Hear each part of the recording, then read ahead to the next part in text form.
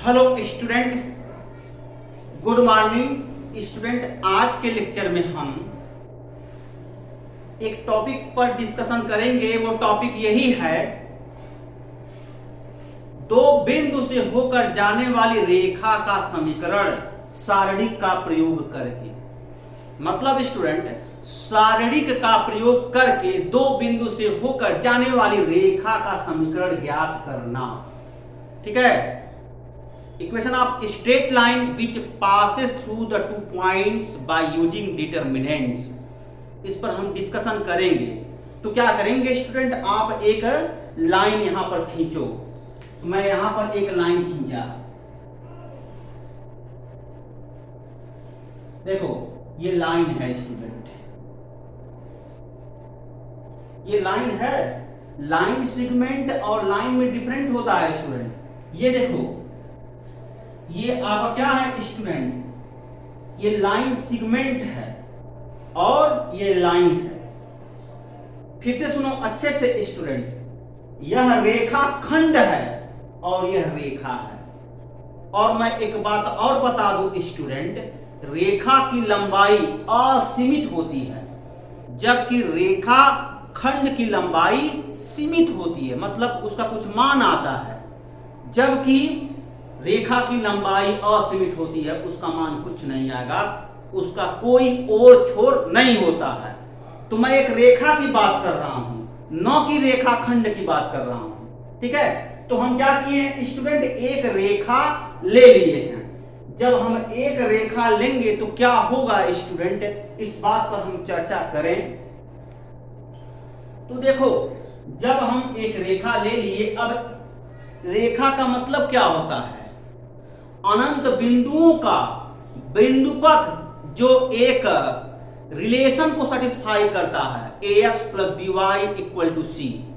तो उसी बिंदु के बिंदुपथ को हम रेखा कहते हैं।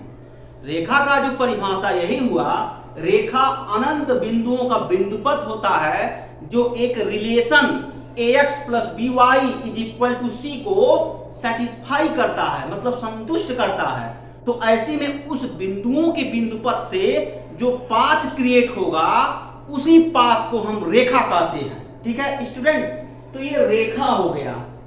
अब चूंकि यह अनंत बिंदुओं का लोकस होता है, तो इसमें से हम आर्बिटरी हम कुछ बिंदु लेंगे।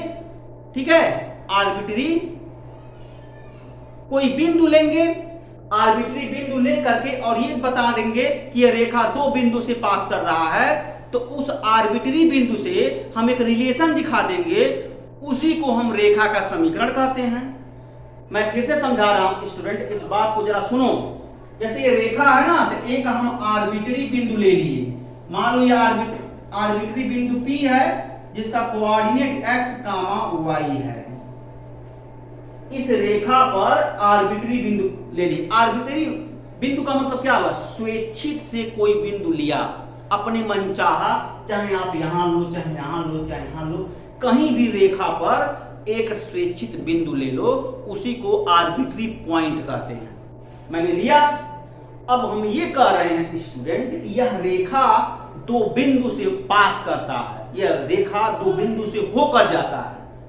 तो मान लो स्टूडेंट, यहां पर एक बिंदु है x1, y1 और एक बिंदु यहां पर है B, इसका कोऑर्डिनेट x2, y2। अब इस दशा में रेखा का समीकरण क्या होगा। ठीक है, तो वही इस पर डिस्कशन करना है। तो लिखेंगे क्या, रेखा का समीकरण, रेखा का समीकरण, समीकरण जो बिंदु A तथा B से होकर जाता है, होकर जाता है। ठीक है, रेखा का समीकरण जो बिंदु A तथा B से होकर जाता है, क्या होगा, सारणिक x1, x1, y1, 1, x2, y2, 1 is equal to 0। यही रिलेशन आपको याद करना पड़ेगा। ये जो बिंदु आप देख रहे हो स्टूडेंट, x1 y1 इस समीकरण को संतुष्ट करेगा और x2 y2 इस समीकरण को संतुष्ट करेगा। और मैं एक बात और बता दूं स्टूडेंट कि एक्स वाई में देखो यह रिलेशन बता रहा है, एक्स वाई में रिलेशन, तो इसी को क्या बोलते हैं, समीकरण बोलते हैं। तो यह देखो सारणिक के रूप में रेखा का समीकरण है।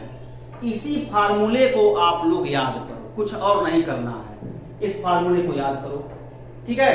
तो कैसे, एक बार मैं फिर से बता रहा हूं, एक रेखा लिया, एक रेखा, उस पर हम एक स्वेच्छित बिंदु P ले लिया जिसका निर्देशांक x, y, और हम यह मान रहे हैं कि रेखा दो बिंदु से होकर जाता है, वह बिंदु x1, y1, x2, y2 है। तो रेखा का जो समीकरण होता है ये आपके सामने है, इसी को आपको याद करना है।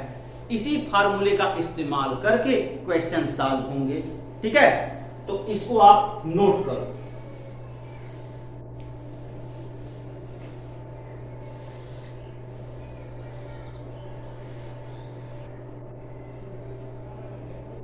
तो स्टूडेंट देखो एक क्वेश्चन है, इससे रिलेटेड क्वेश्चन आप लोग सॉल्व करो, बहुत ही आसान है, बहुत टिपिकल नहीं है इसमें। तो देखो यहां अच्छे से, सारणिक का प्रयोग करके रेखा का समीकरण ज्ञात कीजिए जो बिंदु इतना इतना से होकर जाता है।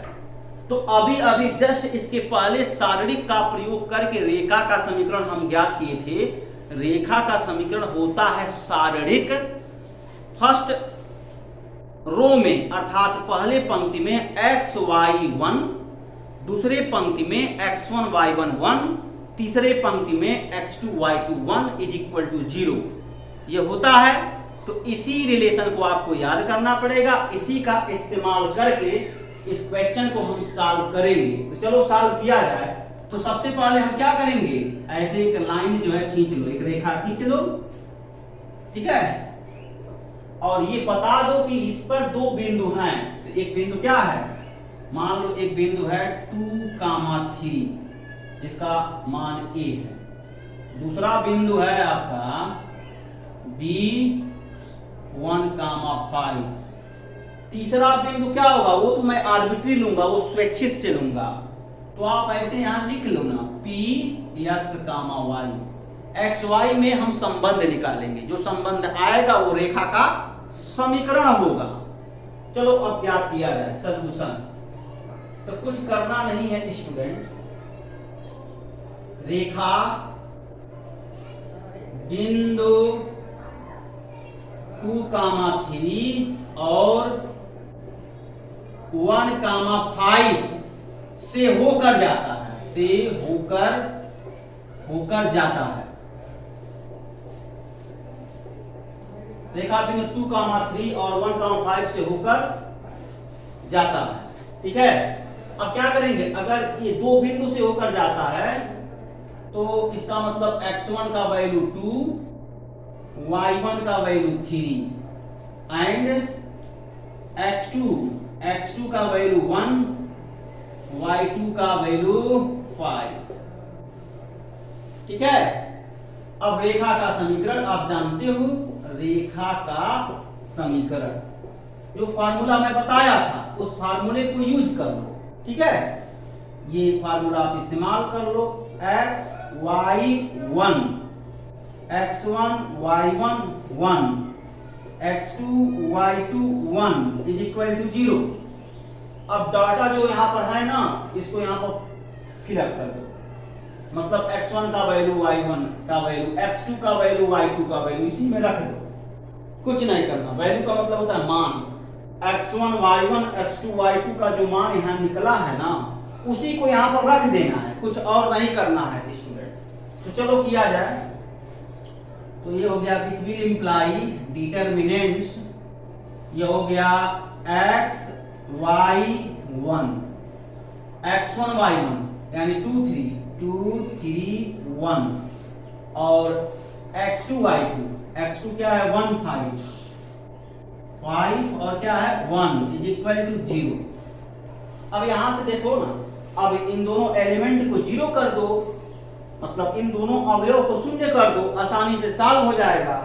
एक ऑपरेशन लगा लो, R1 transformation R1 minus R2, R2 transformation R2 minus R3, ठीक है ना, यही लगा लो। तो चलो किया जाए।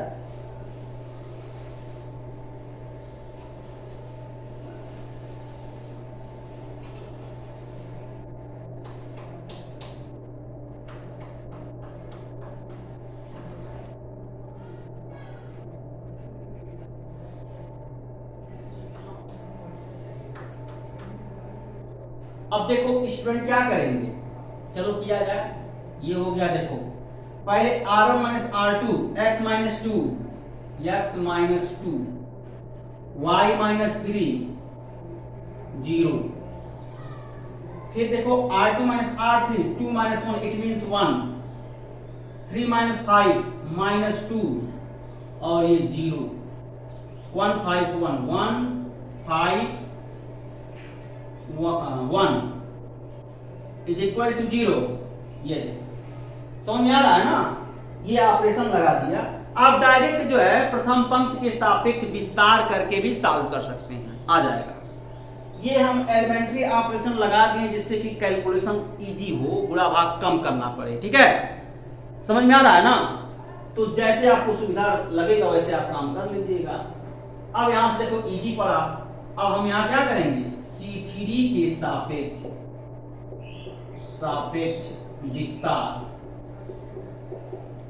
विस्तार, तो ये हो गया, रो कॉलम इग्नोर करेंगे, मतलब तीसरा पंक्ति और तीसरा स्तंभ छोड़ देंगे। तो क्या बचा, 1 इंटू -2x। देखो -2 का मल्टीप्लाई कहां होगा, -2 का मल्टीप्लाई, देखो -2 का मल्टीप्लाई x -2 में होगा, तो -2x प्लस 4 हो गया। अब देखो ये चिन्ह माइनस है, तो देखो माइनस है, ये वाला चिन्ह माइनस का है, मैंने माइनस लगाया। अब 1 का मल्टीप्लाई y -3 में होगा, कितना आ जाएगा, y -3 यानी +3 हो गया। ओके स्टूडेंट, और ये ओवरऑल कितना हो जाएगा, 0। देखो एक्चुअली में जब 1 का मल्टीप्लाई y -3 में होगा तो y -3 आएगा। अब ये माइनस का जब हम गुणा करेंगे तो -y +3 हो जाएगा, ठीक है ना, ये बात। अब इसी का सिंप्लीफिकेशन कर दो, और क्या, -2x + 4 -y + 3 = 0। और इन दोनों को पक्षांतर कर दो तो ये हो गया 2x + y = 7। ये आंसर हो गया। आप आंसर चेक कर सकते हो कि जो हम सॉल्व किए हैं वो सही है कि गलत है, ये भी देख लो कैसे चेक करते हैं। अब जरा दिमाग लगाओ स्टूडेंट, आप लोग तो निर्देशांक ज्यामिति पढ़े हो, मैं बहुत अच्छे से पढ़ाया भी था। यह बिंदु रेखा पर स्थित है कि नहीं है, तो आप लोगों को कहना चाहिए हाँ सर स्थित है, मुझे दिखाई दे रहा है। यह 2,3 रेखा पर स्थित है। जब 2,3 रेखा पर स्थित है तो इसका मतलब 2,3 इस रेखा के समीकरण को संतुष्ट करेगा। तो संतुष्ट करने का मतलब यही हुआ, x के स्थान पर 2 रख दो, y के स्थान पर 3 रख दो और सॉल्व करो, दोनों पक्ष बराबर होना चाहिए। तो देखो यह हो गया 2 × 2 + 3 = 7, 4 + 3 = 7, 7 = 7। देखो बराबर हो गया, इसका मतलब ये समीकरण सही है।